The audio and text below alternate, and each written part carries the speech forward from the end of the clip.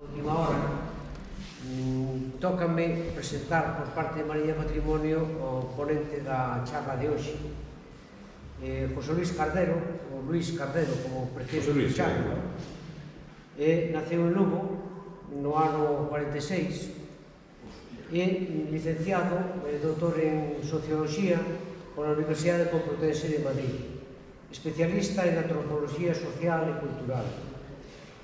Doutor pola Universidade Complutense de Madrid no programa do Instituto Universitario de Ciencias das Religións, socio honorífico da Sociedade Galega de Antropoloxía. Por certo, gracias a eso foi como coñecemos, porque como coñecemos moito a Rafa Quintía, que é da mesma sociedade, pois foi ele o que nos mediou para poder conseguir que ele viñera aquí a facer a charla esta. Bueno, está especializado en investigación sobre hermenéutica antropolóxica en relación coas crenzas e a súa influencia política, económica e social. Ademais do seu traballo académico, que é abundante, colabora en revistas de divulgación e investigación, así como en diferentes programas de radio e televisión. Entre outros, os traballos nos que ten publicados son Monstros, Mortos e Dioses Oscuros, Ejércitos de Muertos y Viajes al Otro Mundo, Lo Paradójico y lo Sagrado, Cabezas, Máscaras y Dioses, El Sol Negro, etcétera, etcétera. Y sobre ello hay Los Dioses Oscuros del Nazismo y Omaha Beach, una antropología de la guerra. É interesantísimo todo o que leva publicado, entonces deixo-vos nas súas mans para que nos fale do tema que vai presentar hoxe. Gracias.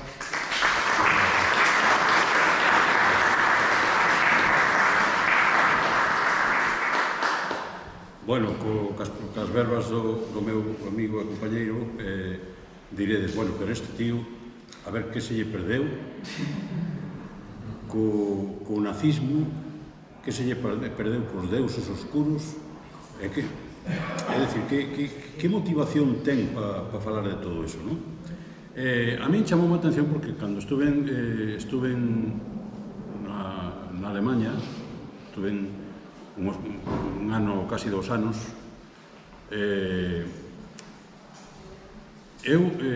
chamoume inmediatamente a atención. Eu fui un dos poucos que no que era o Berlín da República Democrática Alemana, que daquela estaba separado apenas da outra, non había o muro ese que hubo despois, había un alambre de espiño, unha tal, e uns guardias ali, pero bueno, tampouco había xente que saltaba de un lado para outro, é dicir, non había esa prohibición que hubo despois, non?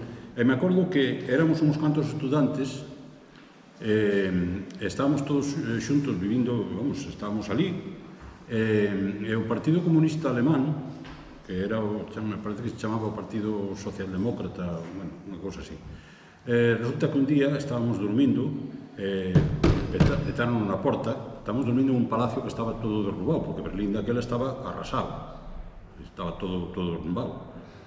Chamaron a porta, entrou un tío, vengan, e levounos por ali abaixo, a unha especie de caseta de obreiro que había ali, unhas madeiras, unha porta con un candado, abriu a porta, tal, entón eu vin unhas escaleiras que baixaban, unhas escaleiras como así, con azulexos por un lado e por outro, e dixen, isto que cosa máis rara é. Aquilo estaba xustamente perto da porta de Brandenburgo, en Berlín, é dicir, no centro de Berlín, era a entrada do búnker de Hitler, do búnker onde teóricamente morreu o Führer, o Hitler.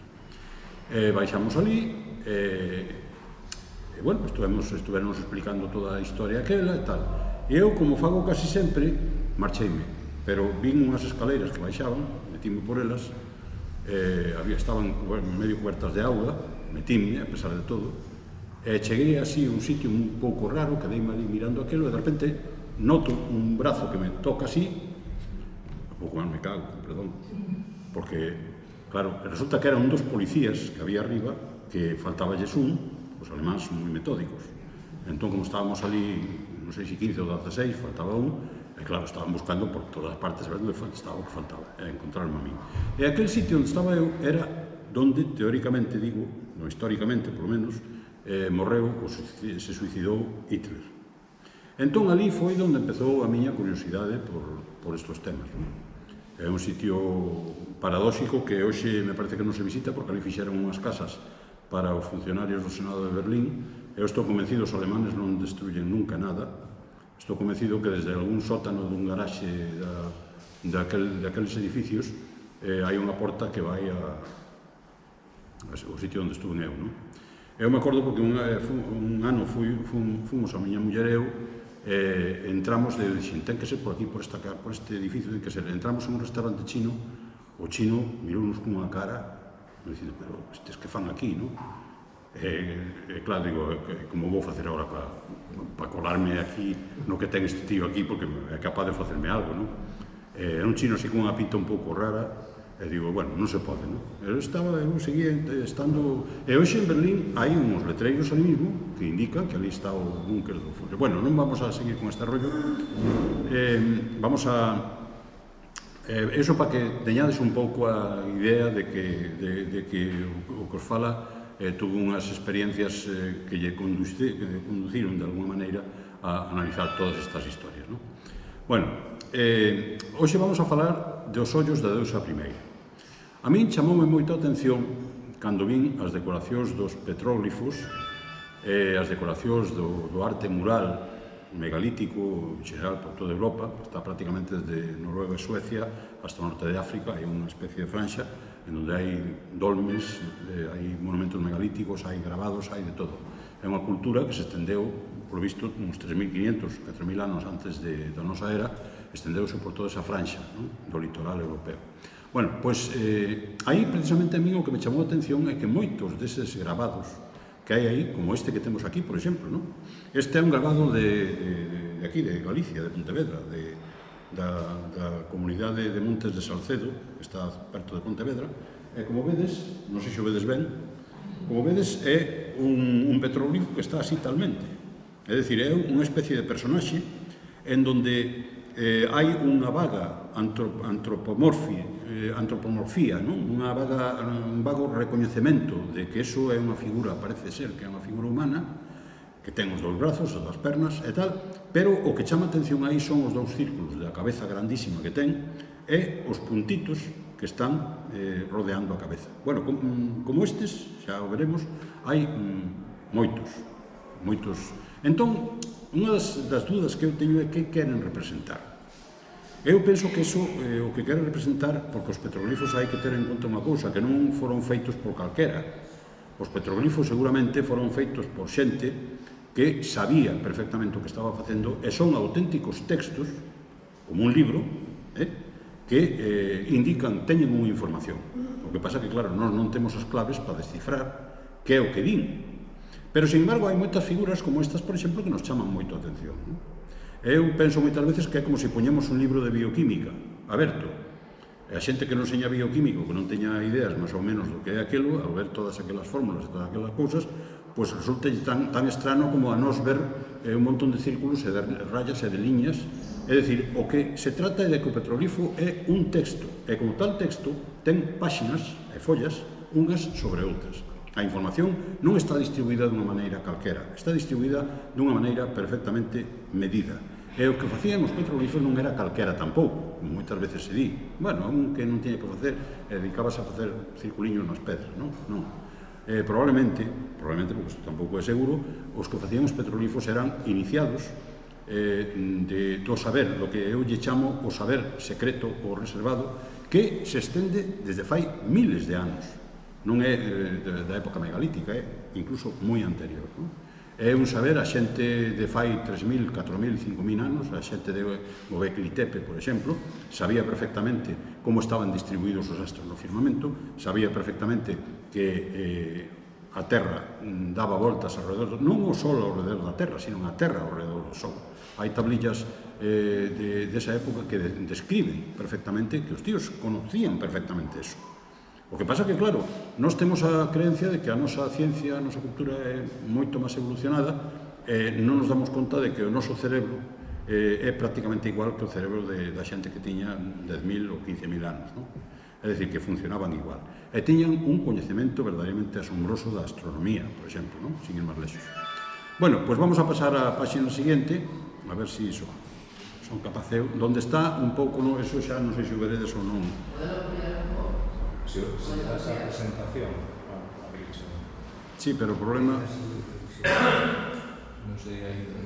é que aquí é difícil con isto, Bueno, de todas formas, vou non ler. Mira, o primeiro é o xogo, isto é o índice da charla que vamos a dar hoxe, non? O xogo dos conceptos e representacións, é dicir, como xogan. Xa falaremos desto.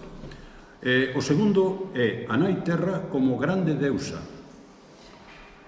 O luminoso e o sagrado cheganse ata o mundo. Xa explicaremos isto un pouco máis o que quer decir. Isto é simplemente o índice, non?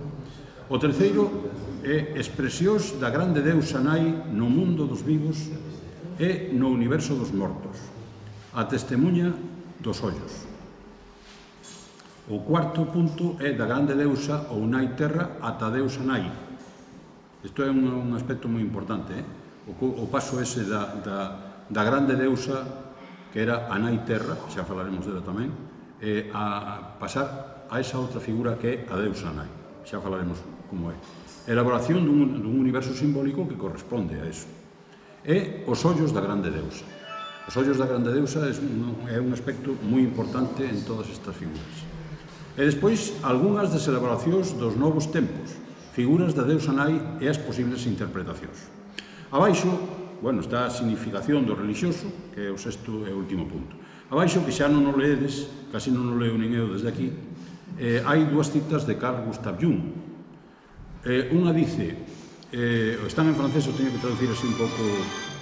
¿Qué pasou?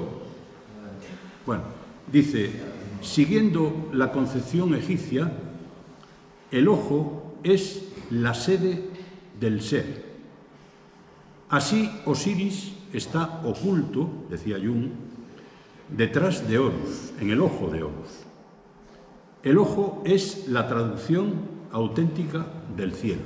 Eso lo decía Carl Gustav Jung, que aparte de ser un médico y un psiquiatra discípulo de Freud, tenía grandes conocimientos de lo que era la antropología cultural y la arqueología. Era una persona que se dedicaba a estudiar muchas de estas cosas y que las utilizaba también para, más que nada, para diseñar, encontrar un poco el diseño de la imagen de lo que era el consciente y el inconsciente, o lo inconsciente, como decía, tanto personal como colectivo. Ya hablaremos un poco también de eso.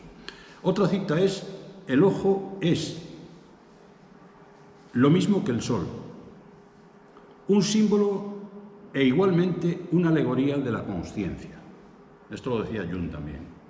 Es decir, que el ojo es una figura muy importante, es decir, para nosotros sigue siendo un órgano de extraordinaria importancia, y también lo fue para los antiguos, como lo veremos más tarde. Bueno, aquí tenemos una cosa que me interesa mucho explicar o hablar de ella, porque, no sé si lo veis bien, tenemos tres aspectos fundamentalmente en el juego de estos conceptos de los que vamos a hablar hoy. Uno es a lo que llamamos luminoso, que es una expresión que viene fundamentalmente de, entre otros de Mircea Eliade, de otros investigadores, del propio Jung también, habla de lo luminoso. ¿Qué es lo luminoso? Lo luminoso es como una especie de universo en donde está todo lo que podemos considerar como ajeno y extraño a nosotros mismos y a nuestro ser. Es decir, todo aquello que consideramos que no pertenece a nuestro universo, a nuestro mundo, lo podemos meter en lo luminoso. Lo luminoso tiene una fuerza tremenda. Actúa muchas veces sobre el mundo sin que se pueda controlar. No es posible controlar lo luminoso. Lo luminoso va transformándose poco a poco, lentamente, a lo largo de los milenios y los cientos de milenios que tiene la historia de la humanidad, en lo sagrado. No confundir lo sagrado con lo religioso, es otra cosa completamente diferente. Lo sagrado es un tema parecido, que tiene algunos caracteres parecidos a lo luminoso, pero que ya está un poco más cerca de nosotros, es un poco más controlable, por decirlo de alguna manera, ¿no? Aunque también es peligroso. Acordaros de lo que decía Yahvé en la cima del monte al amigo Moisés. Le decía, Moisés, no me mires. No me mires. Es un peligro. no me puedes mirar. En el momento que me mires, te destruyo. Es decir, el ser humano no puede mirar a la fuente de lo luminoso y lo sagrado. No puede controlarlo, ¿no? Y entonces Moisés pues se agachaba y se evitaba el ver a ese... Eso lo dice el libro del Génesis, ¿no? Bueno, tenemos lo sagrado. Y después tenemos lo religioso, que se va construyendo poco a poco a medida que avanzan los procesos de socialización de los grupos sociales humanos. Es decir, a medida que se van constituyendo grupos sociales, que se van formando sociedades, que se van formando grupos más o menos amplios, eso sagrado se va transformando poco a poco en lo religioso. Lo religioso tampoco son los dioses.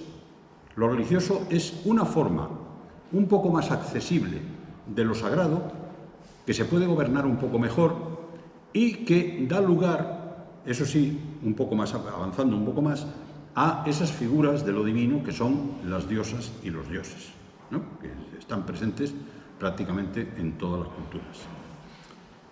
Lo luminoso y lo sagrado se puede tomar... Bueno, perdón, yo estoy hablando en castellano, yo no sé si... Bueno, sigo. Lo luminoso y lo sagrado se puede tomar como una representación de lo ajeno y de lo extraño, actuando sobre el mundo. Es decir, todo aquello que nosotros podemos considerar como ajeno y extraño, una vez que han analizado por nuestros sistemas sociales, una vez analizado por nuestra cultura, por nuestra manera de pensar, por nuestra conciencia, una vez que hemos conseguido todo eso, pues si sigue resultando ajeno y extraño, entonces tenemos que convenir que, como convienen, por ejemplo, hasta el propio Freud, incluso su discípulo Jung lo dice muy claramente, que no es de nuestro mundo. Es un mundo, lo que no quiere decir que sea de más allá, ¿no? Es un mundo que no es humano, es algo distinto a lo humano, ¿no? Esto es muy importante porque tiene mucha influencia en lo que es la conformación de lo que veremos más adelante, de las diosas y los dioses, ¿no? Bueno, aquí tenemos otro... A ver qué pasa. Mira, otra cosa importante que son las representaciones. Tenemos, por ejemplo, lo que se llama, bueno, que llamamos ahí Anai Terra, la Tierra Madre, ¿no? La Tierra Madre fue una entidad que estuvo vigente durante cientos de miles de años en la humanidad, prácticamente desde el comienzo, desde que podemos considerar que comenzaron las primeras individualidades de los seres humanos como tales, pues prácticamente hasta muy cerca de nosotros. Durante centenares de miles de años había una presencia, que era la presencia de la Nai Terra, de la diosa madre, de la madre tierra, que era absolutamente ingobernable. Es decir, nadie le podía meter mano a la tierra hacía lo que le daba la gana. Era intratable, absolutamente, es decir, no, le podías ofrecer todos los sacrificios que quisieras, que seguía actuando a su aire y a su antojo. Era todopoderosa, es decir, los seres humanos no teníamos nada que hacer contra ella, no podíamos oponernos de ninguna forma. Y era dueña de la vida y de la muerte, que esto que es quizás lo más importante. Ocasionaba muertes terribles. Hay descripciones que, por ejemplo, poemas como la Ilíada, ya en tiempos mucho más próximos a nosotros, que están basados en fuentes antiguas, describen formas de muerte provocadas por la tierra que eran verdaderamente terribles, ¿no? La diosa madre era dueña de la vida y de la muerte. No había nada que se pudiera oponer a su tratamiento. Sin embargo, también podía dar la vida. También podía haber lo que se llamaba la regeneración. Es decir, lo que aparentemente estaba muerto podía resurgir de nuevo como un ser vivo. Y por eso había que respetarla, claro, porque era dueña de la muerte, pero también era dueña de la vida, ¿no? Podía proporcionar la vida. Sin embargo, a medida que avanzaban las sociedades, que las sociedades humanas iban estableciéndose e iban disponiéndose mejor, esa Nai Terra, esa tierra madre, se fue transformando en lo que llamamos la diosa madre, la diosa Deusa Nai, ¿no? La diosa madre es distinta, es un personaje todavía bastante difícil de tratar, pero mucho más accesible ya a los seres humanos. Es lo que nosotros vamos a hablar hoy de la gran diosa, ¿no? O de la diosa primera. Esa era la primera concepción. No era un dios, era una diosa. De hecho, esa vigencia de la personalidad femenina de esa diosa suprema se conservó durante miles de años en las religiones, a pesar de la invasión de los indoeuropeos y de la transformación del sistema matriarcal que había antes en un sistema patriarcal, se conservó durante muchos miles de años, por ejemplo en Creta, en la civilización cretense, se siguió conservando el culto de la diosa madre. Los propios griegos, con Zeus, el padre de los dioses, a la cabeza, el propio Zeus tenía comportamientos y tenía rasgos femeninos, entre ellos porque parió a su hija Atenea de su cabeza. Hefestos fue allí pegándole con un mazo, y entonces Atena salió de la cabeza de Zeus completamente armada, con su lóriga y con sus armas. Es decir, que Zeus podía parir también, tenía esos atributos de la antigua diosa madre. Y el propio Dionisos, por ejemplo, que era otro dios también un poco extraño, del cual no podemos hablar mucho ahora, nació de su pierna, de su muslo. Es decir, que Zeus conservaba, como dios, jefe supremo de los dioses, unas partes muy importantes de las propiedades de la antigua diosa madre. Bueno, la diosa madre era todopoderosa, absolutamente, conserva rasgos y caracteres de la tierra madre, los sigue conservando todavía, y es tratable y objeto de veneración y cultos. Y después, a partir de la diosa madre, aparecieron las diosas y los dioses que conocemos habitualmente. Pero tantas las diosas como los dioses conservan algunos rasgos de la diosa madre, sobre todo lo que yo llamo los tratamientos de lo paradójico y de lo ambiguo. Yo no sé si vosotros conocéis la leyenda de la Medusa.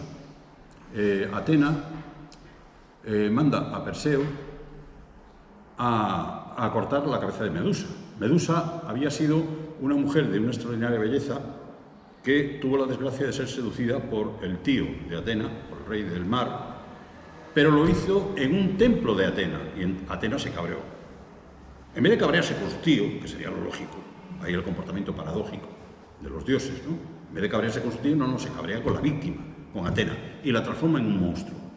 En un monstruo, una mujer de extraordinaria belleza, que se transformó en un monstruo con ojos paralizantes, que ocasionaban la muerte a todo aquel al que miraba, y cabellos de serpiente. Entonces, por alguna razón, Atena quería la cabeza de Medusa. Y entonces, en vez de ir ella, en persona, como una diosa, pues no, mandó al otro, al humano, al tonto del pueblo, ¿no? Es decir, venga, vete para allá, mira, Mercurio te va a dar los pies alados, el otro te va a dar un escudo transparente, el otro tal, y yo te voy a dar una lóriga de no sé qué y una espada de no sé cuánto. Pero vas a ser tú el que se meta en el peligro y cortes la cabeza de Atena. Entonces, aquí tenemos un ejemplo clásico del comportamiento extraño y paradójico de los dioses.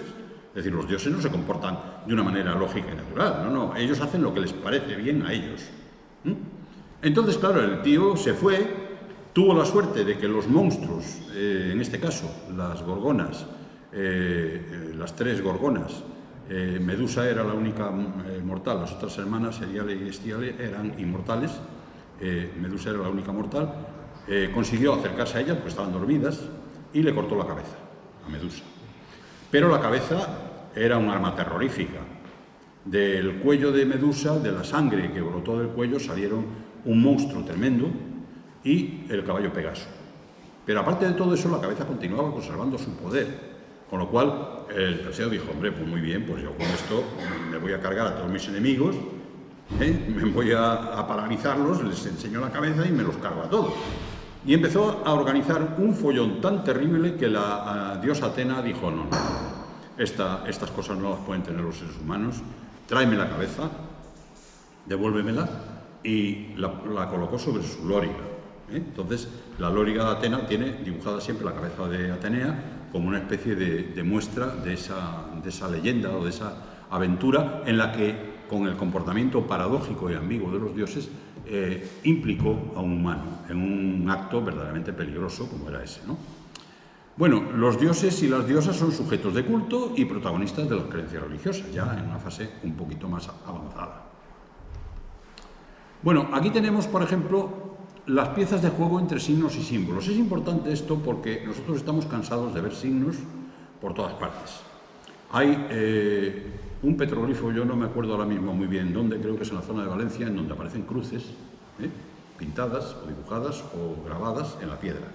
Entonces, claro, a nadie se le ocurre pensar que eso sea cosa cristiana, porque tiene 8.000 o 9.000 años, ¿no? Es una cosa de la época prehistórica esa. Entonces, la cruz es un signo.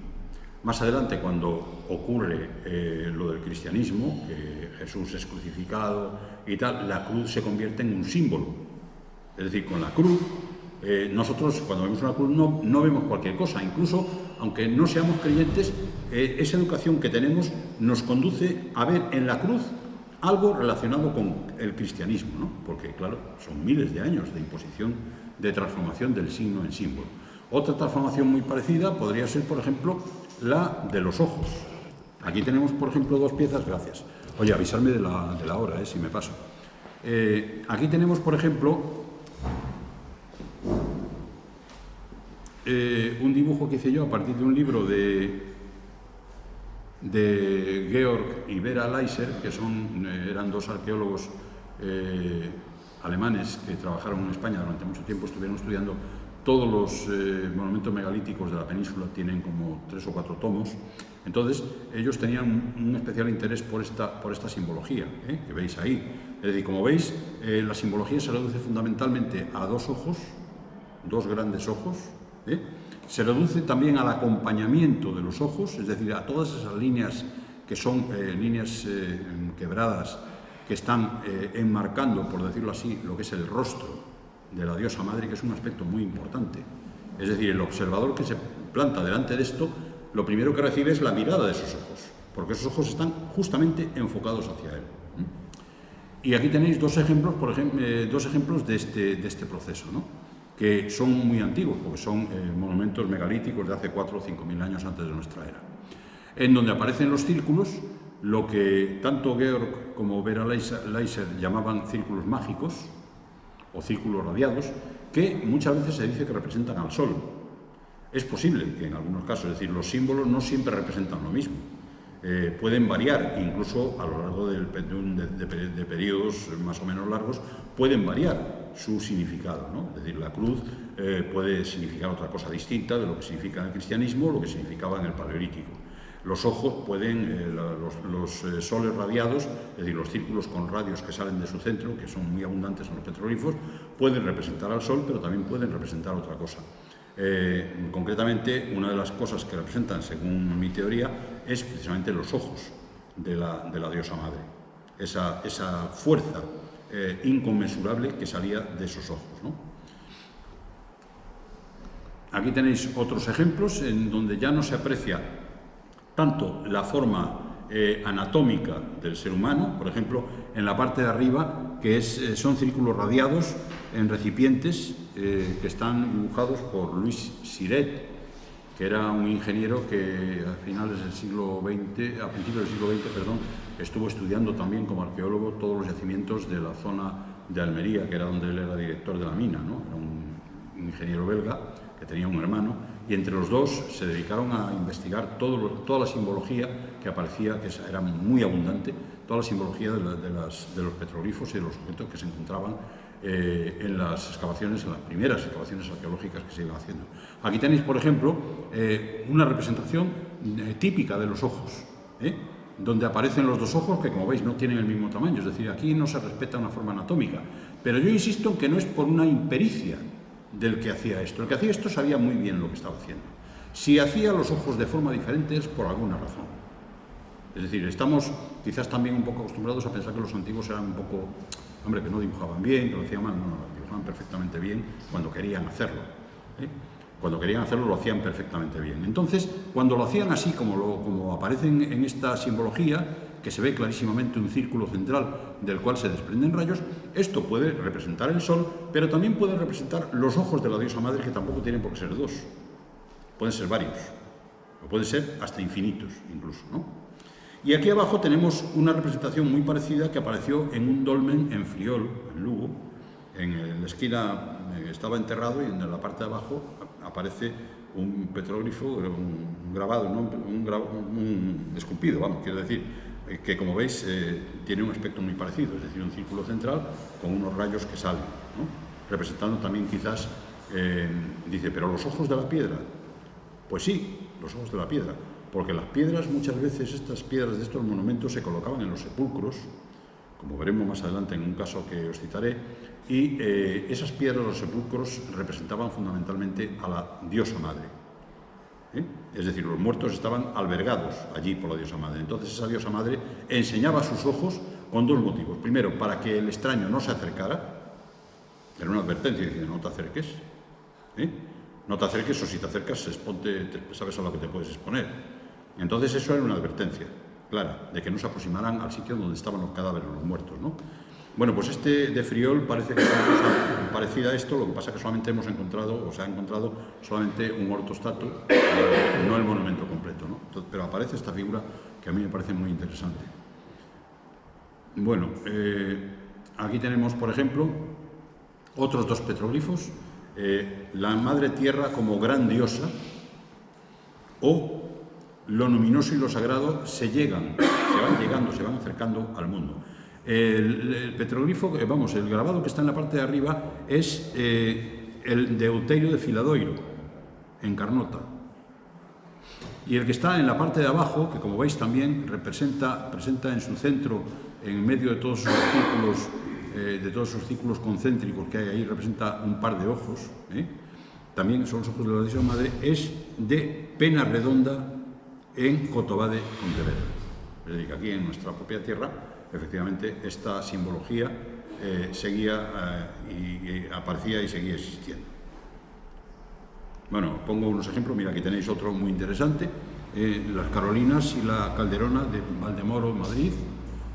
Eso es ese de arriba está tomado hoy como signo representativo, como emblema del Museo Arqueológico Regional de la Comunidad de Madrid. Tiene ese signo de arriba, que es un sol con una especie de piernas y brazos debajo, ¿no? Representa probablemente la diosa madre. Bueno, ese es el signo, el símbolo reconocible por el cual el Museo Arqueológico de la Comunidad de Madrid se reconoce.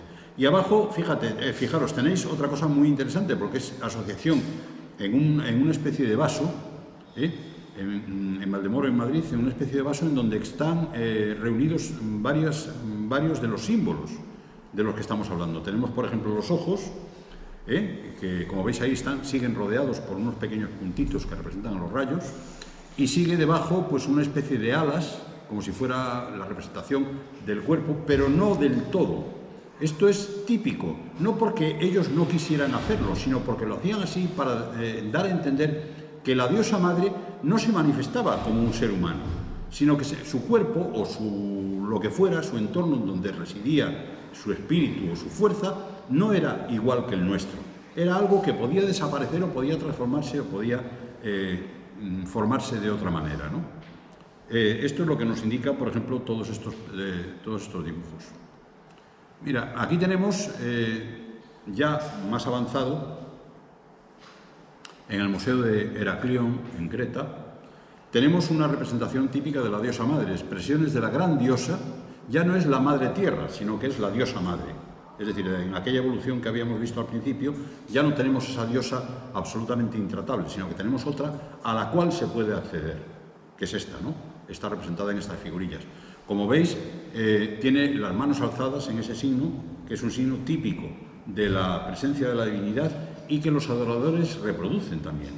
Cuando se encuentran ante un espacio sagrado, se levantan los brazos como signo de adoración, ¿no?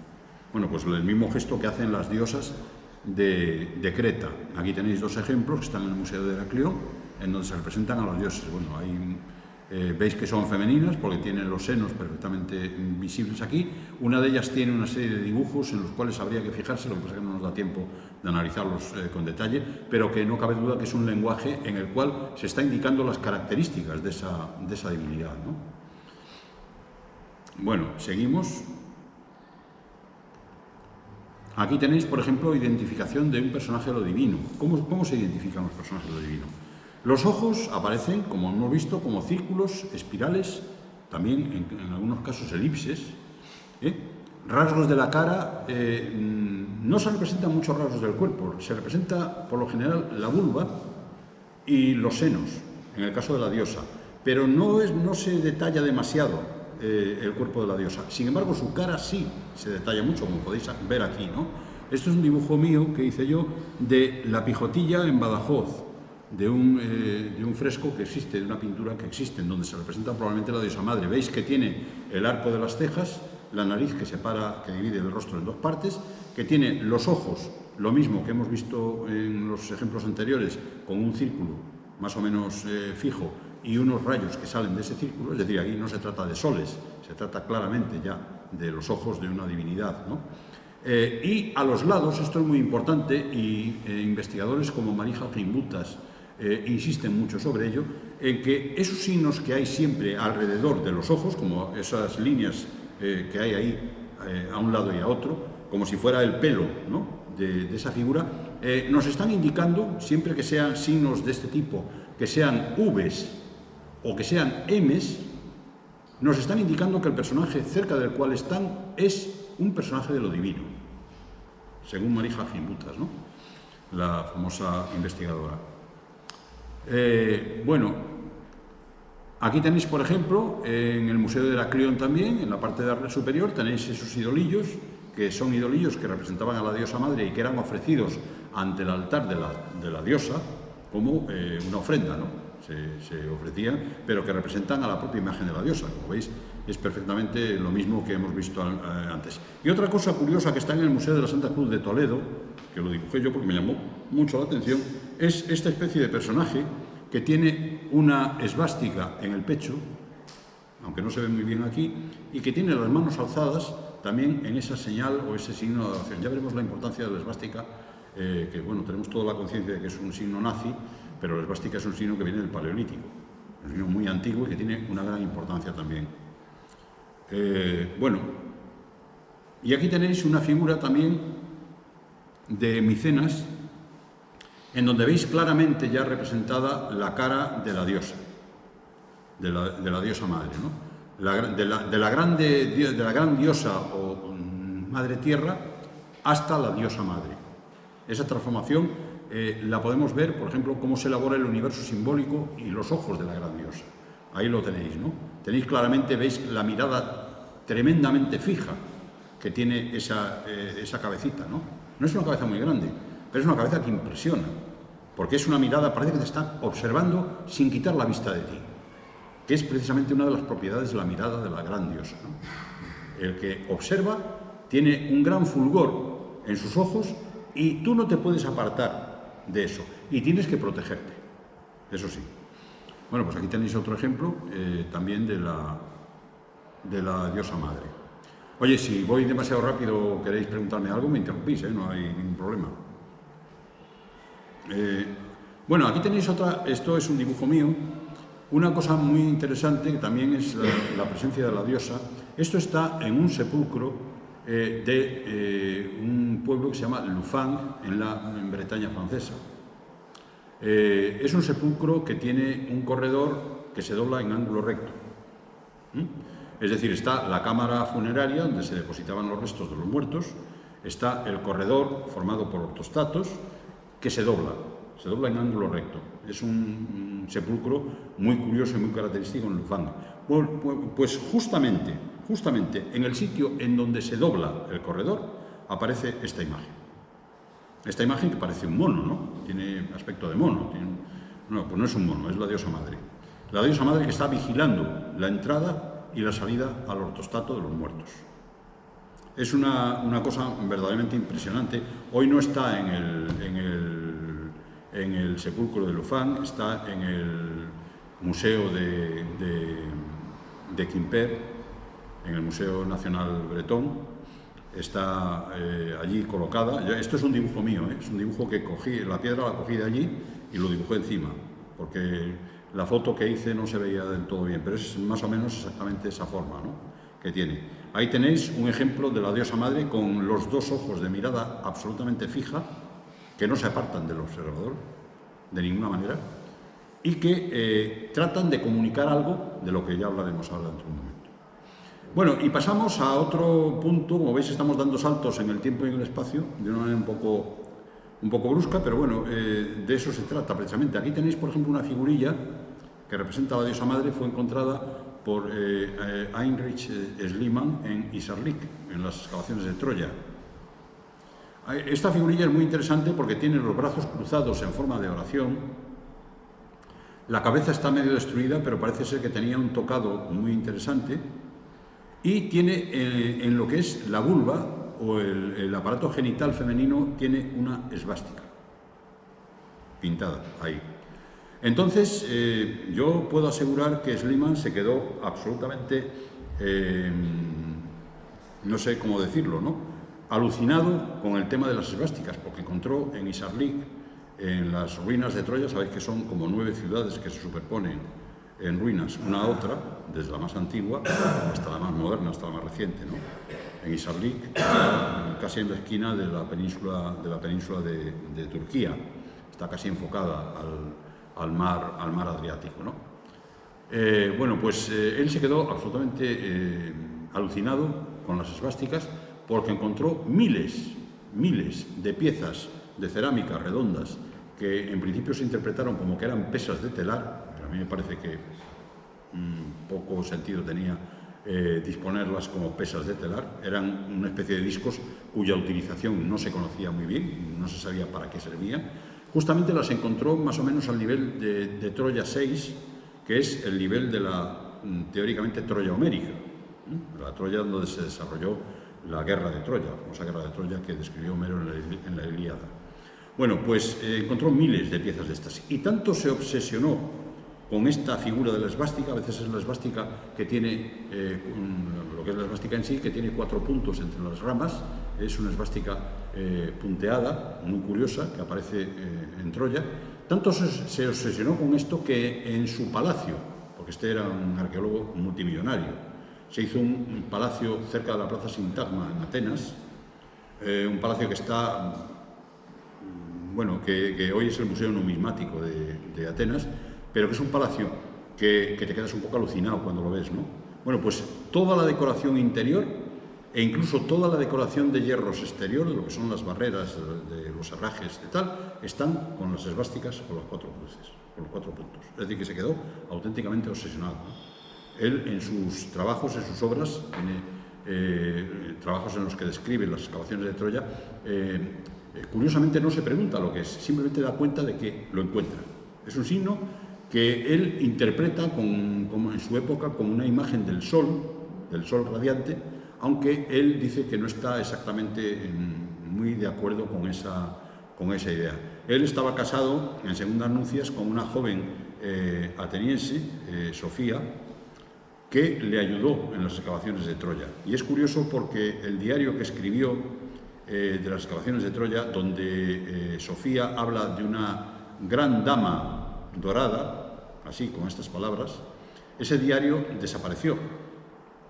Y desapareció precisamente cuando los alemanes invadieron Atenas y se lo llevaron. No se volvió a encontrar nunca más. Entonces, se sabe que existe porque en el diario anterior a ese, Schliemann escribía unas notas en las cubiertas del diario, decía: ver el diario siguiente de Troya, lo que dice Sofía. Lo dice además en griego, porque él dominaba todos los idiomas. Entonces, cuando estaba en Grecia escribía en griego, cuando estaba en Italia escribía en italiano, cuando estaba en Rusia escribía en ruso, él dominaba todos los idiomas. Bueno, pues lo dice así, y por eso sabemos que hay un diario que los alemanes se llevaron, probablemente los alemanes, porque fueron los únicos que entraron en Atenas y se llevaron todo lo que quisieron de allí. Fue una experiencia verdaderamente alucinante, en donde hubo casi 250.000 personas que murieron de hambre, una experiencia horrorosa que los atenienses recuerdan hoy. No os extrañéis que los atenienses odien a los alemanes, porque los alemanes hicieron allí la de Dios, es Cristo. Los alemanes, o los nazis, en este caso, ¿no? Pero como era, digamos, la tierra originaria de esa gran raza superior, la raza griega arcaica, que decía Heinrich Himmler, y el propio Hitler decía que era el origen de la raza aria y todo eso, pues cuando llegaron a Grecia, se llevaron y destrozaron todo lo que pudieron, ¿no? Y sometieron al pueblo griego a unas verdaderas catástrofes. Ya te digo, murieron gente de hambre, lo cual ya es difícil, ¿no? Morir tantas personas de hambre en esa época. Bueno, aquí tenéis otro de los cacharritos encontrados por Schliemann. Como veis, también tiene una esvástica con los 4 puntitos en lo que sería el ombligo, tiene los senos que se ven aquí, tiene los ojos de lechuza, los ojos de lechuza son los ojos de Atenea. Atenea tiene los ojos glaucos, La palabra glaucos es una palabra griega que trae de cabeza a los traductores, es imposible de traducir. Los traducen como de color verde-azul, de color claro, de color destellante, de color que la luz sale, es decir, Atena tenía unos ojos verdaderamente curiosos, ¿no? Glaucos. La traducción no se conoce, pero como veis se sigue representando en los distintos cacharros. Estos ojos que son unos ojos como de contemplación obsesiva, ¿no? hacia el observador. Aquí tenéis otro ejemplo, con el mismo signo en la barriga, en el ombligo, los dos ojos y la boca redonda que representa también a esa diosa primitiva de la cual estamos hablando, también descubierta por Schliemann en las excavaciones de Isarlik en Troya. Vamos a ver, seguimos. Aquí tenéis otra muy curiosa también, no sé si se ve, es una pena que no se vea más grande. Es le llama ídolo cloche, ídolo campana, porque parece una campana, pero en realidad no es una campana, es la representación de la diosa. ¿Por qué? Pues mira, porque tiene los signos típicos de la diosa. Tiene las dos aves que están a los lados de este signo central, que es como una especie de esbastiforme de sol que gira, y por debajo tiene incluso esvásticas. Cuando aparecen las esvásticas en estos personajes, o en estos potes, o en estas ollas, o tal, están indicando que el personaje es un personaje sagrado, un personaje que no es de este mundo. Es decir, la esvástica en este caso nos está indicando, nos está advirtiendo, ¿no? Ya lo veremos en otros ejemplos, nos está advirtiendo como diciendo, cuidado, este personaje que aquí ves que parece una campana y que tal, no es una campana, es una diosa. O sea, pertenece a otro universo distinto al mundo humano, ¿no? Aquí, como veis, tiene las dos aves, que son dos aves que son propias también de Artemisa. Sabéis que Artemisa era la hermana de Apolo. Su madre, la madre de Artemisa y de Apolo, eran gemelos. Leto los trajo al mundo en la isla de Delos, en Grecia, porque ninguna de las otras islas le permitía dar a luz, por encargo de Hera, que era la diosa, la madre, digamos, la mujer o la esposa de Zeus, ¿no? Entonces, Hera, como Leto se había quedado embarazada de Zeus, trató de expulsarla y de matar a sus hijos. Hizo todo lo que pudo para acabar con ella. Entonces, la única isla que la recibió para que pudiera dar a luz a Apolo y a Artemisa fue la isla de Delos, en la que hoy existe un templo que conmemora este episodio, ¿no? Bueno, pues todas estas historias, Artemisa, por ejemplo, es la diosa de estas aves, ¿no? Estas aves que aparecen aquí a los lados, se presenta siempre agarrándolas por el cuello, no matándolas, sino sujetándolas por el cuello, tratando de dominarlas, ¿no? Es un símbolo típico de Artemisa, ¿no? Lo que aparece aquí, por ejemplo. Aquí tenemos otra representación, esta es del Museo del Louvre, en donde, como veis, en los brazos aparecen perfectamente delimitadas las esvásticas, ¿no? Aparecen los soles radiantes, que indican que este es un personaje sobrenatural, aparecen las aves, también, las aves sagradas, y en la parte delantera aparecería una especie de dibujo hecho de cuadrados concéntricos que indicarían la entrada al otro mundo. Con lo cual, esta diosa nos está enseñando o dando a entender que se puede comunicar de este mundo al otro, ¿no? Es una especie de advertencia con toda esta simbología y signos que tiene, ¿no? El hacha doble que está aquí, que es un arma sagrada, es un arma que solamente pueden manejar los dioses, la propia esvástica y este sol radiante que aparece por aquí, ¿no? El cuello largo es también un signo muy típico, muy característico de las divinidades. Las divinidades aparecen muchas veces representadas con este cuello un poco desproporcionado, ¿no? Bueno, aquí tenéis otra imagen, esta ya es muy posterior, es de San Clemente de Taúl, del Pirineo aragonés. Hoy está en el Museo Arqueológico Nacional de Cataluña, en Barcelona, y os la traigo porque también representan que aparentemente es la Virgen. Ya sabéis, hemos hablado ya de la multiplicidad de significados de los signos, ¿no? Los signos pueden variar y los dibujos y las imágenes también pueden variar. Las imágenes, que son recolecciones de signos, a veces pueden representar una cosa y a veces pueden representar otra, ¿no? Entonces esto evidentemente es arte románico. 30 y tantos años anterior, cincuenta y tantos años anterior a Chrétien de Troyes, el autor del libro del Grial, y que representa en su mano derecha el Grial. Aquí lo tenéis. 55 años antes de que Chrétien hablase del Grial. Lo representa como una cosa, veis que se protege la mano con una especie de paño, y hay algo en esa especie de pote o de palangana que tiene ahí, algo que irradia, algo que está mandando energía hacia afuera. Y fijaros que esto no es todo. Aquí hay una mano, la mano derecha, que está advirtiendo al espectador para que no se acerque. Esto no es un signo cualquiera, dice, bueno, es un signo que el pintor, el retratista, no. Es un signo muy claro de advertencia, como suele pasar con las imágenes de las divinidades y los dioses. Es un signo de advertencia, de decir, oye, cuidado, que estáis acercándoos a un lugar que no os corresponde.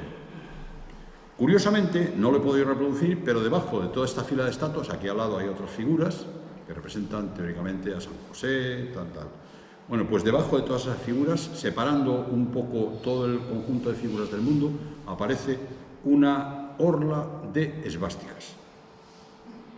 Así, como diciendo, os estáis acercando a un lugar. Las esvásticas señalan el límite.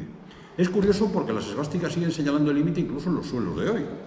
Por ejemplo, si vais al Museo del Louvre en París o en algunos suelos que son un poco antiguos, claro, como hay ese miedo a la esvástica de que los nazis, que tiene un signo nazi, no sé qué, pues parece que se le tiene miedo al signo.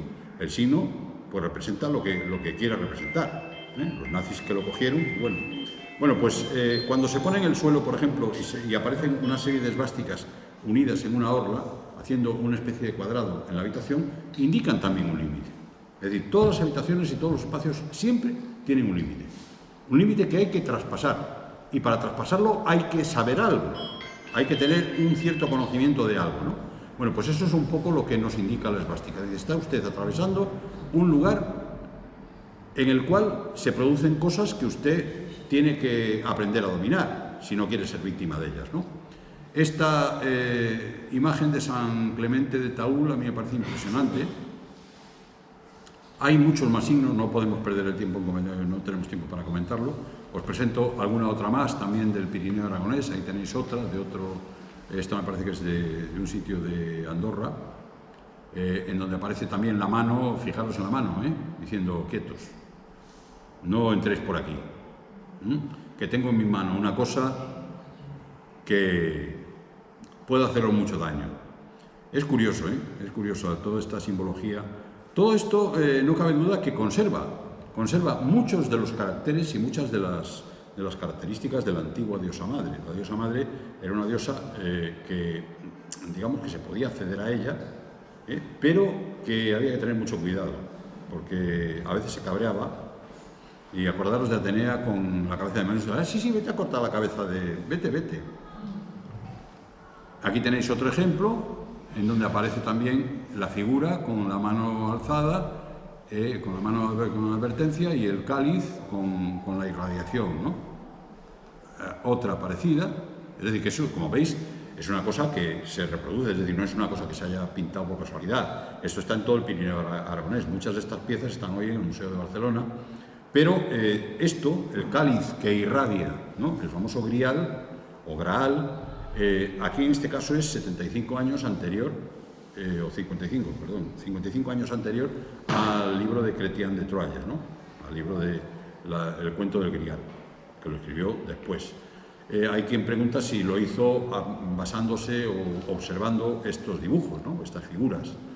En realidad no se sabe, porque él cuando lo describe, ¿cómo describe Chrétien el Grial? Pues está el invitado en la mesa comiendo con el rey en el castillo y tal, y de repente aparece una procesión con dos lanzas, una lanza sangrante, una cosa que desprende un gran resplandor, que está metido en una especie de escudilla, que es el Grial, y que pasa a otra habitación. Eso lo describe así Chrétien de Troyes, ¿no? Pero no te dice, bueno, ¿y para qué pasa otra habitación? Se supone que iba a visitar en la otra habitación a un enfermo, se supone, él no lo dice, se supone, y que el grial tenía efectos curativos, ¿no? Que iba a curarlo, pero vuelve otra vez el grial a atravesar. Es decir, el grial pasa por delante de la mesa donde están comiendo, el otro no se atreve a preguntar nada, y dice, oye, a ver si voy a quedar mal yo aquí preguntando, no digo nada, cosa más rara, bueno, pues vale, que pasen, ¿no? Que hagan lo que quieran. Entonces, por no preguntar, es castigado por la dama blanca. Cuando lo encuentra le dice, ¿por qué no has preguntado qué era eso que estaba pasando delante de ti? Hombre, que me daba corte, que no te daba corte, pues ahora castigado. Y estuvo 40 y tantos años castigado, según la tradición del grial, hasta que él no pudo encontrar el grial. Él no lo pudo encontrar, sabía dónde estaba, pero no pudo acceder a él. Es decir, que ese silencio que guardó le condenó para siempre. Es decir, que cuando se ve algo extraño, lo que no se debe hacer quizás es mantenerse al margen. Hay que participar, porque ese extraño te está buscando. Y si no le contestas, te puede castigar, ¿no? Eso es una teoría que sigue abundando en lo que es el propio esquema mental o la propia estructura de la diosa madre. Bueno, ahora voy a hablar de otra cosa, también de la diosa madre, pero en Alemania. Esto es una cosa muy curiosa. Yo le llamo algunas de las celebraciones de los nuevos tiempos.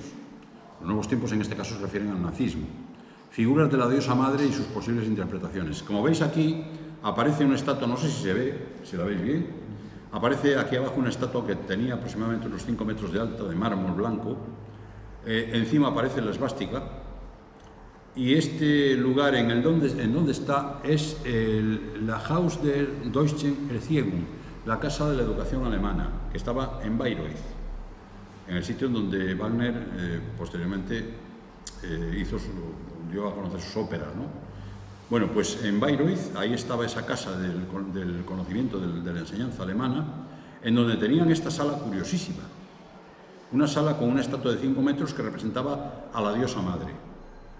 Diosa madre que tenía 3 niños ahí debajo, después lo veremos una que está un poco más grande, y que le gustaba, tenía esto lo inventó un poco un arqueólogo que era mitad holandés, mitad alemán, Hermann Wirth, que fue el fundador de la NNRV, que era una especie de sociedad de investigación esotérica de los nazis.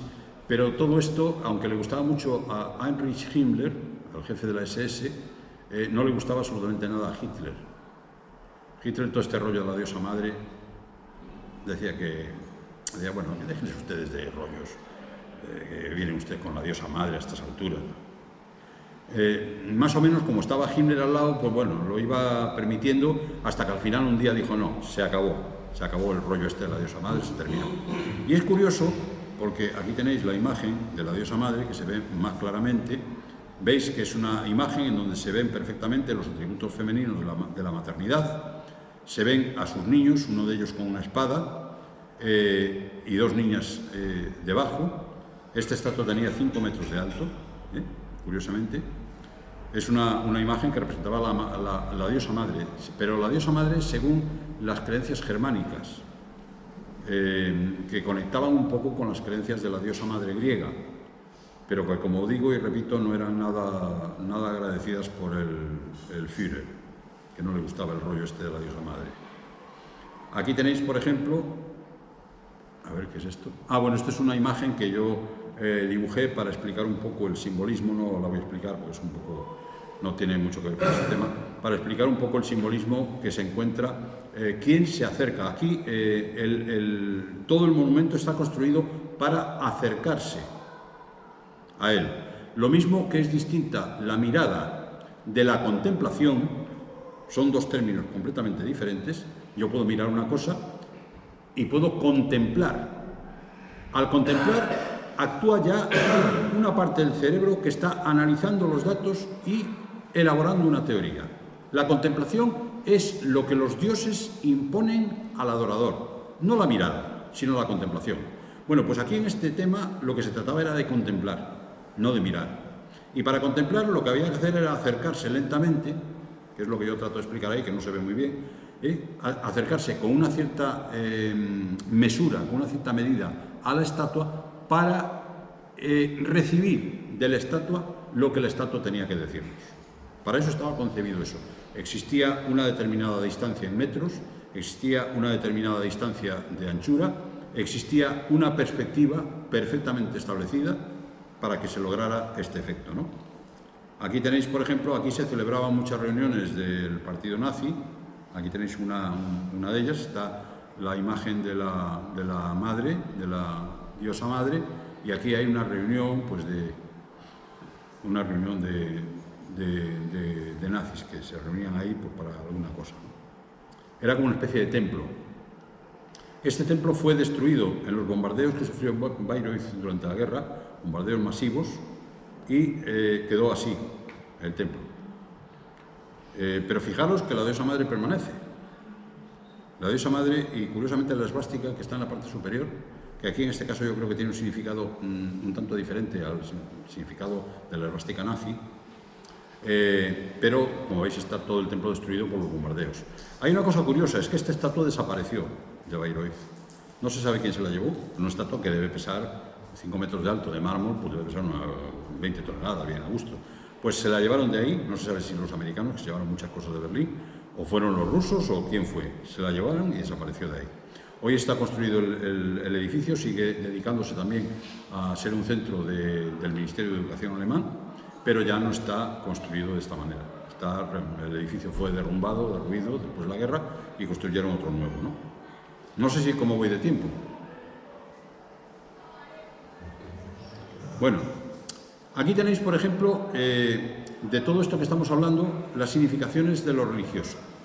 Las significaciones de lo religioso aparecen fundamentalmente 4 aspectos. Uno sería el de las creencias, no sé si lo veis bien desde aquí, es una pena que no se vea bien. Uno sería las creencias que estarían en la parte superior y otro serían las imágenes del mundo que estarían en la parte inferior. Es decir, las creencias condicionan de una gran manera las imágenes del mundo, las imágenes que tiene aquel que cree en una determinada cosa, su imagen está perfectamente condicionada por esa creencia, ¿no? Entonces, eso supone que haya unas expresiones sociales que son lo que yo llamo significantes, es decir, expresiones sociales que son capaces de engendrar un significado por algún motivo, ¿no?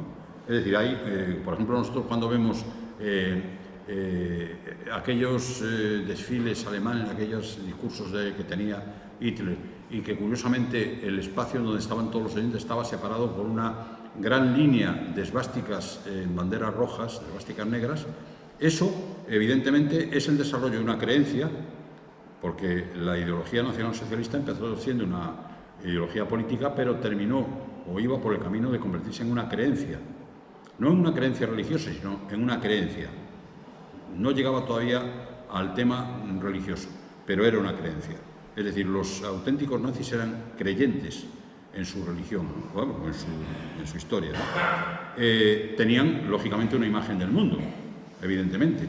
Muchas veces, para nosotros, esa imagen del mundo que tenían nos resulta absolutamente incomprensible. Bueno, ¿por qué? Pues porque ese juego de las creencias y creación de imágenes del mundo funcionaba para ellos y para nosotros, por ejemplo, funciona en el cristianismo. Por poner un ejemplo, ¿no? El que tiene una creencia cristiana tiene una imagen del mundo, diferente del que no la tiene. Bueno, para no alargarme demasiado. Y después, enfrente de las expresiones sociales significantes, es decir, engendradoras de significados, que acabamos de comentar, estarían los sentimientos individuales. Claro, porque aquí tenemos que jugar también con lo que pasa con los individuos, con las personas que componen el grupo, ¿no? Que también tienen sus sentimientos y también expresan sus sentimientos. Pero, ¿qué parte de esos sentimientos son propias del individuo y qué parte de esos sentimientos son propias de las influencias del grupo sobre el individuo? Esa es la cuestión, ¿no? Porque claro, nosotros decimos, no, a mí déjame pensar por mí mismo. Sí, pero es que tu cerebro, cuando estás en un grupo social, está ya condicionado por la pertenencia al grupo y por las relaciones de grupo. Con lo cual, esa pretendida independencia puede ocurrir, en algunos casos evidentemente ocurre, pero lo normal es que no suceda, ¿no? Es decir, que ese pensamiento aparentemente libre, ese sentimiento individual que aparentemente es propio de la persona, está o suele seguir estando condicionado por el grupo social. Aquí, evidentemente, los intereses sociales, económicos y políticos influyen, lógicamente, en todas las sociedades, desde el Imperio Romano hasta nuestros días, ¿no? Influyen. Y, lógicamente, en nuestra propia creencia, por ejemplo, en lo que son las creencias habituales en nuestra cultura, en nuestra civilización, existe esos dos mundos, lo que sería el paraíso y lo que sería el inframundo. Es curioso porque, por ejemplo, hay una parte de la religión griega en donde los muertos, cuando se mueren, cuando fallecen, se van al Hades y allí se pierden. Es decir, da igual que hayan sido buenos, malos, da lo mismo, no hay ni premios ni castigos. Si son especialmente malos, se van al Tártaro. Es decir, gente que no era del todo buena, dice, bueno, sí, usted se va al Hades, pero del Hades se pasa al Tártaro para sufrir, ¿no? Lo que pasa es que los griegos tenían la creencia de que esas almas podían volver a la vida, encarnarse o reencarnarse en otros seres y volver de nuevo a tener la oportunidad de vivir, ¿no? Pero, sin embargo, cuando la religión griega avanzó, ya se distinguió, por una parte, el paraíso y, por otra parte, lo que sería el inframundo, lo que sería el Hades, donde estaban el propio dios Hades y su esposa Perséfone. Perséfone era la hija de Deméter. Deméter era la diosa de los cultivos, de la cebada, del trigo, y Perséfone, o Coré, era su hija, que fue raptada por Hades y llevada al inframundo y convertida en la reina del inframundo. Es decir, que la reina de los muertos era Perséfone, ¿no? Uy, qué mosca más pesada. Bueno, seguimos. Aquí tenéis, por ejemplo, una imagen que está esta es Atena pensativa. Es una reflexión de la gran diosa, tomando contacto con el ambiente humano. Es decir, aquí veis a Atena con todos sus atributos, con el casco, con la lanza. Lo único que le falta, me parece, no, se le ve pero no muy bien, la loriga, en donde tiene la medusa, la cabeza de Medusa, y ahí está pensativa, está reflexionando sobre el mundo. Es la hija predilecta de Zeus, hace lo que su padre no quiere hacer, por alguna razón lo hace ella, siempre, y es una de las diosas más importantes, una de las representaciones evolutivas más importantes de la gran diosa de la que hemos estado hablando, ¿no? Atena, o Atenea. Aquí tenéis, por ejemplo, al matrimonio de Hades y Perséfone, los reyes del inframundo, los reyes del infierno griego, ¿no? Que tienen la gallina. La gallina es un animal apotropaico, es un animal que si te lo comes o te pica, te puede llevar al otro mundo, según los griegos. Por eso se representa ahí. La gallina y el gallo son animales sagrados para los griegos. Ocurre que tienen estas ramas porque, al ser Perséfone hija de Deméter, que era la reina o la diosa de la vegetación, concretamente de la cebada, pues ella tiene todavía en sus manos esa especie de vínculo con la diosa de la tierra, ¿no? Deméter tiene también muchos signos, lo que pasa es que no nos da tiempo a hablar de ello, tiene muchos signos también de la diosa primitiva, de la diosa, de la gran diosa primitiva, ¿no? Tiene todavía muchos signos. Es una diosa que conserva la civilización, que cuando Hades raptó a su hija estuvo 6 meses llorando por su hija y consiguió que toda la cosecha de cereales de la tierra desapareciera, con lo cual, claro, se produjo una tremenda hambruna en toda la tierra. Pero lo curioso del asunto es que los dioses también padecían esta hambruna. Y entonces hubo uno de los dioses que le dijo a Zeus: hombre, macho, arregla este rollo, de alguna manera, que nos vamos a morir de hambre. O sea, ya no solamente los hombres, que nos da un poco igual. No, es que nosotros también estamos empezando a pasar hambre ya.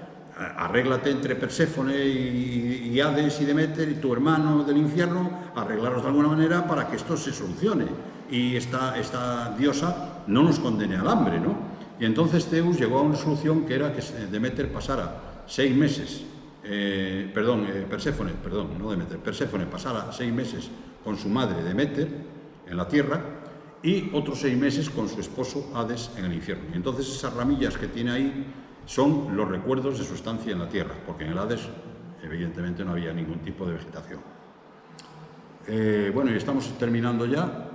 Yo tengo aquí un montón de bibliografía que no sé cómo deciros para que la podáis copiar, porque es muy difícil, son cuatro hojas de bibliografía. Ya veremos a ver. Bueno, aquí tenemos una representación también de un vaso procedente de la tumba megalítica Encantada 3 de Almizaraque, en Almería. Como veis, aquí está representada otra vez también la diosa madre con sus ojos, tiene los ojos aquí. Fijaros que en uno de los ojos tiene un puntito, es decir, que la distribución no es una distribución anatómica, sino que es una distribución divina.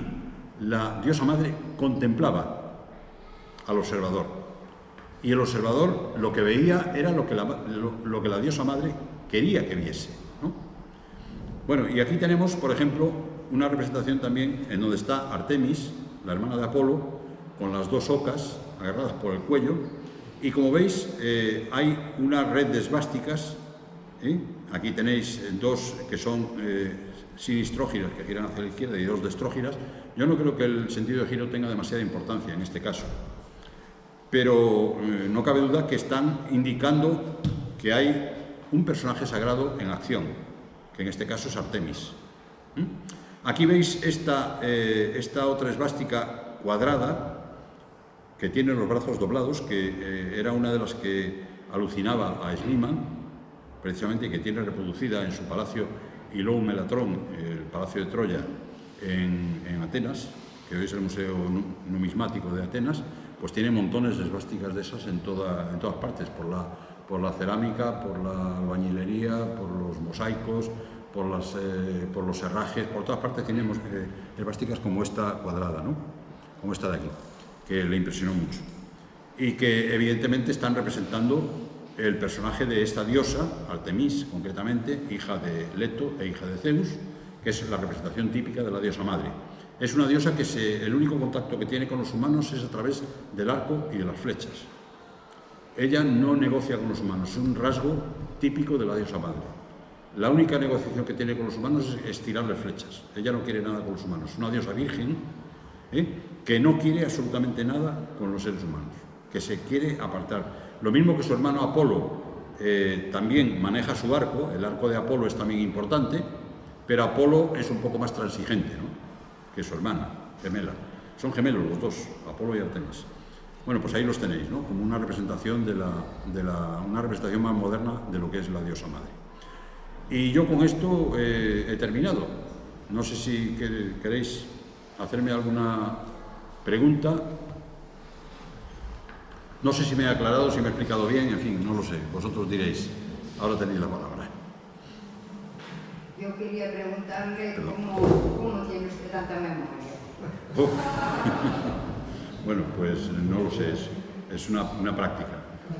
Mucho viaje, mucha cosa, pero... No, es mucha enseñanza, mucha lectura, no sé, yo supongo que sea de eso. Llega un momento en que sí, que yo tengo lectura rápida y puedo leer los libros rápidamente, a veces más rápidamente de lo que debería, porque me pasó cosas que no debería pasar. Eso me lo decía algún profesor de la facultad, y sí, tú mucho leer, pero de vez en cuando se te escapa alguna cosa importante, ¿no? Pero no cabe duda que es algo pues, que viene de eso, del ejercicio. El cerebro, la facultad de la memoria, yo creo que en parte se desarrolla por eso. O a lo mejor es un don de la diosa madre. No lo sé. Espero que no, porque los dones de la diosa madre suelen pagarse más tarde. ¿Qué ámbito geográfico se atoparon más o menos indicios de culto a esta, o de culto o de existencia de esta diosa madre? Bueno, en realidad el culto de la diosa madre que nosotros conocemos es un culto que está prácticamente reducido a lo que sería Europa y Asia, fundamentalmente. Sin embargo, existe, por ejemplo, en África algunas religiones de los habitantes de África que tienen en la cual una figura que es parecida a la diosa madre se sobrepone muchas veces sobre el dios masculino, ¿no? Aunque es una religión, suelen ser religiones patriarcales, incluso en África tienen ese cariz, esa especie de matiz femenino, ¿no?, de diosa madre. Pero fundamentalmente está reducido a lo que sería Eurasia, lo que es la zona de Eurasia, y fundamentalmente en la zona donde nació todo esto un poco, si se puede decir así, es en lo que la investigadora Marija Gindutas llama la vieja Europa, que sería lo que hoy es la parte de Rumanía, lo que está cerca del Mar Negro. Esa parte, digamos que es donde surge un poco toda esta historia, ¿no? Pero sin embargo nosotros aquí en Galicia tenemos, sobre todo a través de la cultura megalítica, muchas manifestaciones de este tipo. Y ya no digamos en nuestra propia cultura, porque a veces los antropólogos, pues claro, no somos arqueólogos, no podemos estar buscando pruebas físicas de las cosas, y entonces nos vamos hacia la cultura. Nos vamos, por ejemplo, hacia una canción que se canta en una aldea, en algún sitio, o una costumbre de llevar las vacas a pacer a un sitio, o algo así, que reproducen de alguna manera algunos rasgos que pueden deducirse de culturas muy antiguas, ¿no? Yo, por ejemplo, tenía una tía en Ombreiro, que es un sitio que está cerca de Lugo, no sé si lo conoceréis, que se llamaba la tía Dominga, que era la dueña de la casa. La dueña de la casa era ella. Es decir, allí era viuda, ya su marido se había muerto, pero su hijo y todo el resto de sus hijos y descendientes masculinos allí no pintaban nada. La única que decidía era la tía Dominga. La tía Dominga decidía dónde se ponían las cosas, y es curioso porque tenían unos lugares en las ventanas, ponían una especie de amuletos para que decía esto, para que no entre o demo. O sea, fíjate tú todo lo que hay detrás.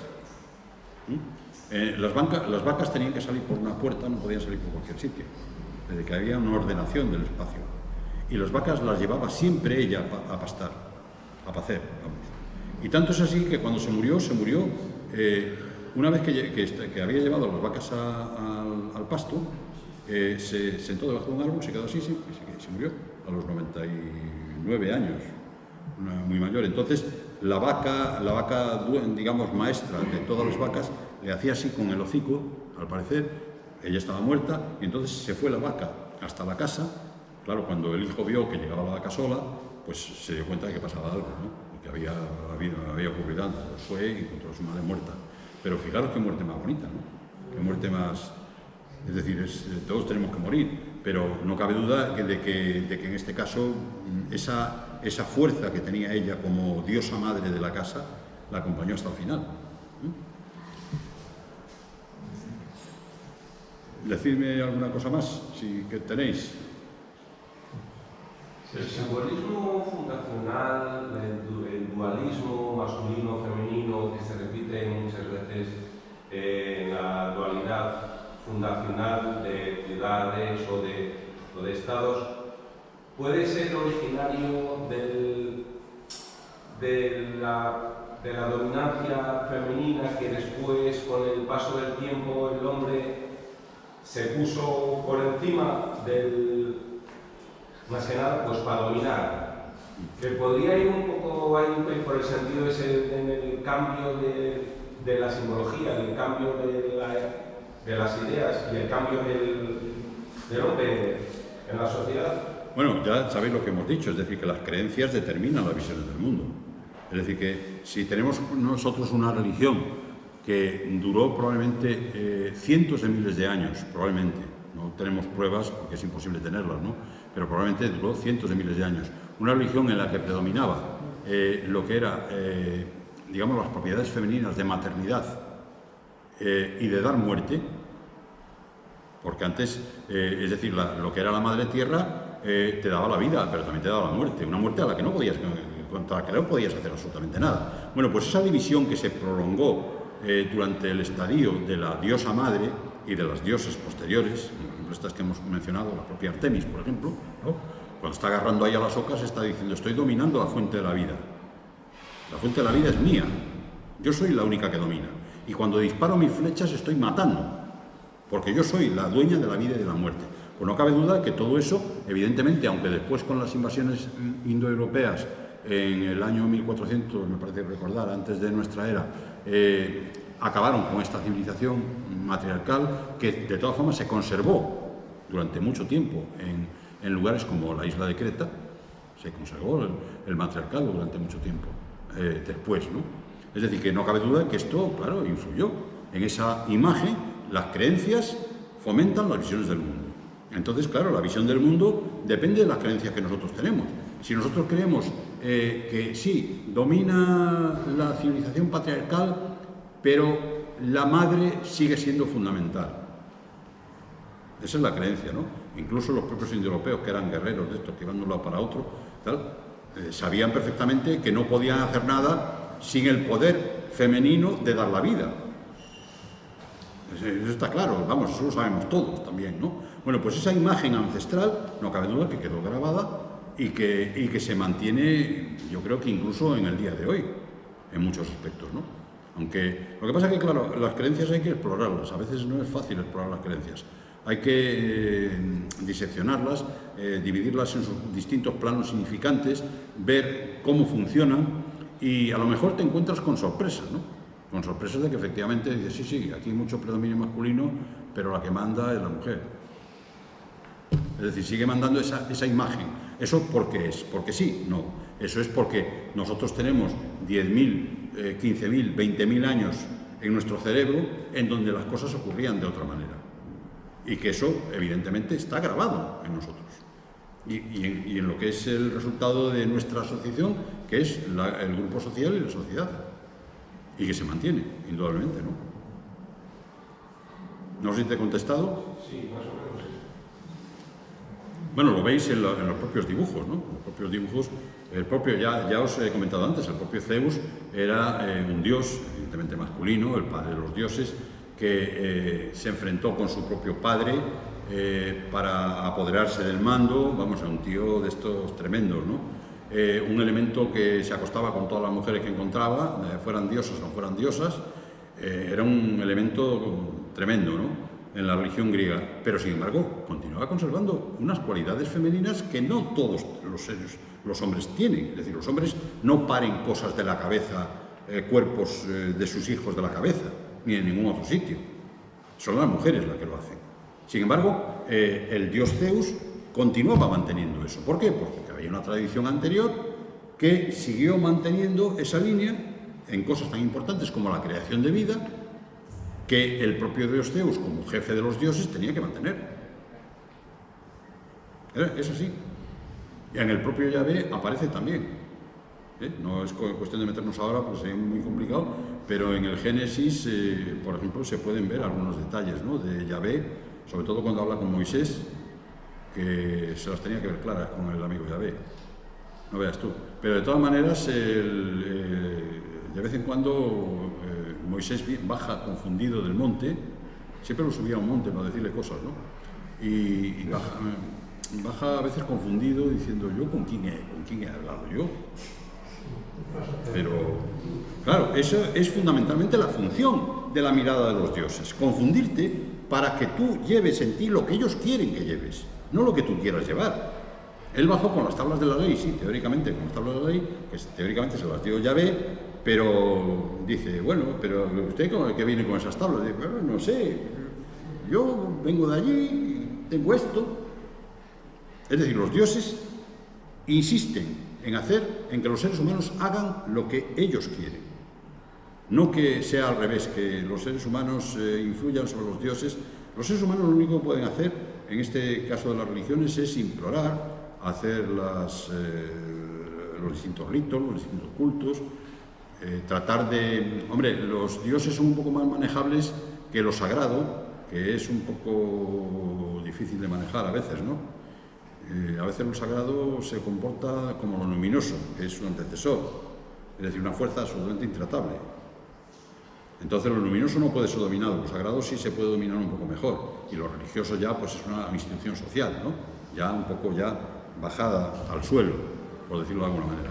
Pero no cabe duda que las fuerzas que se dominan a veces son... El comportamiento de los dioses, por ejemplo, es ambiguo y paradójico siempre. No solamente en el caso de Atena, en el caso de todos, ¿no? Acordado de Jesucristo cuando estaba en la cruz y le pregunta al ladrón, ¿tú qué? Hombre, yo pues no sé qué quiere que haga, yo estoy aquí clavado, crucificado. Pues no me vale, no, tiene que decirme algo. Entonces se dirigió al otro ladrón, y es curioso que haya dos ladrones, ¿no?, en medio, aunque los romanos crucificaban a mucha gente, pero bueno. Y el otro le dijo, sí, padre mío, yo creo en ti. Dice, hoy estarás conmigo en el paraíso, coño. Y el otro compañero tuyo de suplicio, ¿qué pasa? ¿Que no está sufriendo lo mismo que el de allí? O sea, ese comportamiento paradójico de las divinidades o de las pseudo-divinidades o de aquellos que representan a las divinidades continúa en las religiones, ¿no? Y es un rasgo muy importante en las religiones, ese comportamiento ambiguo y paradójico. De que la divinidad, ¿os acordáis del famoso templo de Jerusalén? ¿Qué pasaba en el templo de Jerusalén? Pues el templo de Jerusalén, en el Santo de los Santos, allí no podía entrar más que el sumo sacerdote. Ahí no entraba nadie más. Pero antes de entrar el sumo sacerdote en el Santo de los Santos, ¿qué tenía que hacer? Vestirse con las vestiduras sagradas.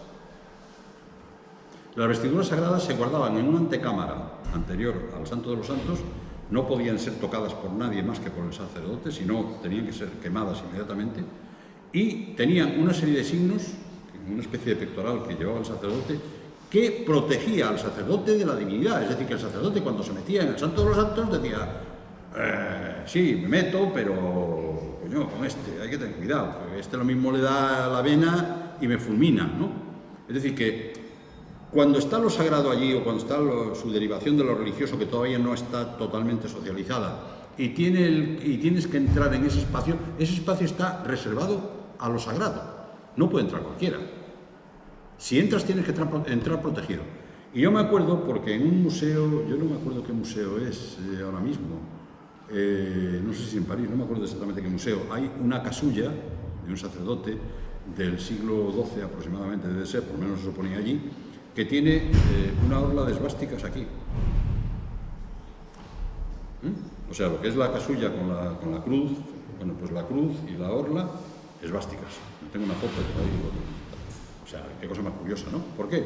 Porque es un tema, la esvástica es un símbolo que protege, que primero indica la presencia sobrenatural y también, de alguna manera, protege al que la lleva, ¿no? Es decir, oye, cuidado, que yo estoy protegido. Lo mismo que hacía el sacerdote judío cuando entraba en el Santo de los Santos, protegerse lo primero. ¿Alguna cosa más?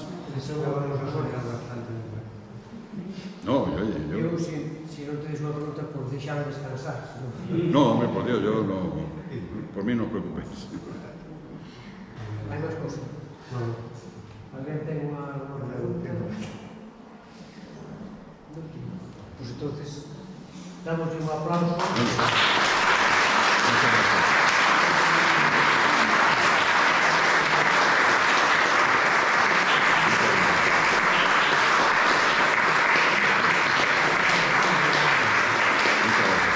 Que la gran diosa sea propicia, ¿no?